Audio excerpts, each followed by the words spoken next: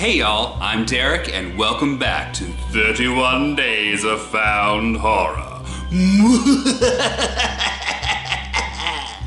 So today's movie actually was released only a week ago, and it's called The Territory Beyond. Ooh, creepy title. At the time of recording this, it's only got 69 views. So let's make us an even 70. Let's get started.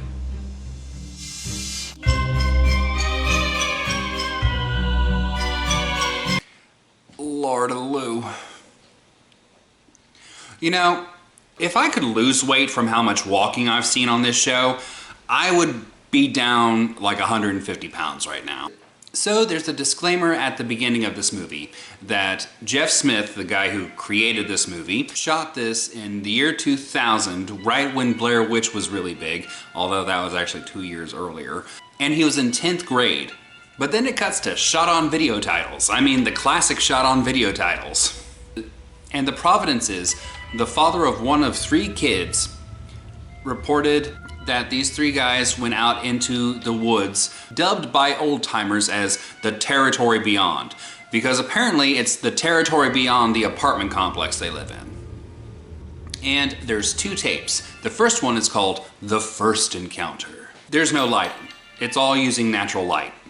Okay, I had to point out to myself that I had the exact same glasses that the cameraman Smith has. So it begins with 2 kids, Sean and Jeff Smith, who will be called Smith because there's 2 Jeffs in this movie.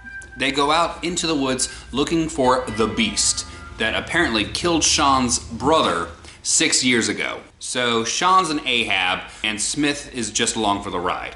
And so they're walking, they come across a little creek, and Smith says, "Don't touch the water, it's acid, it's true." I swear, it's like they're LARPing or something. They're just adding little tidbits as they go along. It's like, "Don't touch the water, it's acid. We can't see the beast. Might it be invisible? This could be its lair, but there's no ectoplasmic residue. But what about this on this tree? Oh, well, it could be a burn, but no, it's sticky. That's called fungus." They act like they see something, and then the camera starts funking up, and they go deeper into the woods. At one point, Smith suggests that they split up. No! Haven't you ever seen a horror film? You don't do that! Smith looks down at the ground, and he says, "What the hell is this?" And I'm like, I don't know. There's no light. Literally, it's nothing but a giant black blob because you have no flashlights. There's no light anywhere. And he says that it's bones. Okay, we'll take your word for that. And during this time, Sean's theater coughing. Smith says, "Stay here, I'll go get help." Why? Both of y'all can go get help. He's coughing, he's not incapacitated. So Smith goes off looking for help, and then something hits him and he falls on the ground. His knee's busted. Sean comes up after him and is coughing again.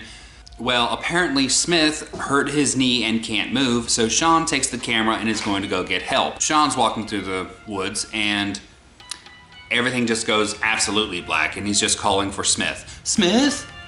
Smith? Where are you, Smith? It's not like I just left you 3 seconds ago. Smith? Smith?" And we hear the sound of an ominous monk. Seriously, they score it so that there's an ominous monk singing in the background every time something crazy happens. Well, the screen goes gray and we see a shadow, and then the movie cuts. So then we cut to tape 2, which is called The Second Encounter. And we meet Jeff Curry, the second Jeff in this movie. And we're going to call him Curry, since there's Jeff Smith and Jeff Curry. They're both going to be called Smith and Curry. Ooh, I could really go for a curry.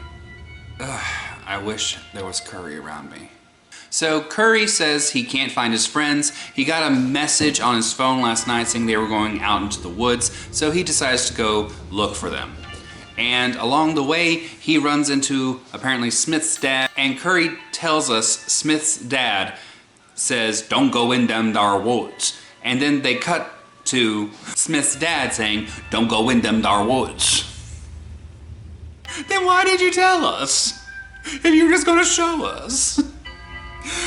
You have to do one or the other. Don't do both. Preferably show, don't tell. And during this whole time, the camera keeps flashing in and out like a strobe. and it was very annoying. It was actually giving me a bit of a headache. This part was almost unwatchable because of that, because it happens continuously through encounter 2. So he's walking through the woods and he finds Smith on the ground, and he's like, "You slept out here all night, are you an idiot or something?" He's the friend that you have around because you don't want him to be your enemy, because obviously he's bigger than everybody else and he's a jackass. So Smith takes Curry to go see where he saw the bones yesterday, but there are no bones. Ooh, maybe they weren't ever there. Probably not, because we couldn't see it anyway. Ooh. And then they have a cigarette break. And so they're walking and they find a water pumping station, and they're like, "Oh, it's like an old factory." No, it's a water pumping station. So I'm guessing it's Stephen King's It all of a sudden. And Curry suggests maybe we can split up. And then Smith says, "If I know one thing, that means one of us is gonna die." "Then why did you suggest it last night?" So Smith sends Curry to go check out the water pumping station. And then something happens to the camera, which is a signal saying that the beast is nearby, and they both collapse to the ground. Smith can't move. Curry's able to move, so he goes up and just starts making fun of Smith for not being able to get up. Smith gets up and he's like, "I gotta go to the bathroom." So he goes, walks off behind a tree, and all of a sudden something happens to him and Smith falls to the ground. And then Curry falls to the ground. And then you hear someone say, "I am death" in parcel tongue. And that's the end of the movie, except a title card that says "No survivors." However, if the kids were reported missing, then why are they being declared dead now, even though it's supposed to have happened like at the same... I don't know. Ugh. So this was basically just another walk cycle. That's all I can say about it. It's not really that good. Kudos to them for trying to do something, but yeah, it was not good. So have you seen this movie? Probably not, since only 69 people have seen it. But if you have, leave me a note down below and tell me what you think about it. And of course, if you want to see it, it will be linked in the description. So that's it for this episode of 31 Days of Found Horror. Thanks for stopping by. Thanks for tuning in. And come back tomorrow for another found footage nightmare.